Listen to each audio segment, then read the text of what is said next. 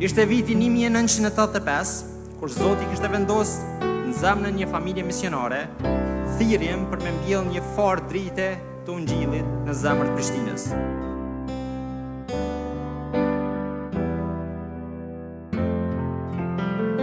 Kam kënaqësinë që sot të jem mesin tuaj për të shënuar një moment me rëndësi historike, 40 vjetorin e themelimit të veprimtarisë së Kishës Protestante Ungjillore në Kosovë.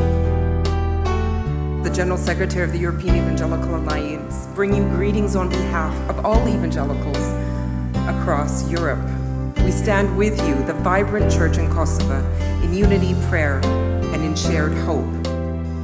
Derisa festojmë këtë përvjetor, ne kujtojmë me respekt punën e ndritshme të familjes Qirjazi, shumë burrave grave në histori, që historia joni një srilindas kombëtar.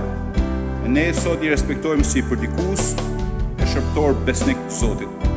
Unë nuk e kam Shqipen, gjuhën e nënës. Falni për çordoll e gabim, po këtë gjuhë e kam gjuhën e zemrës.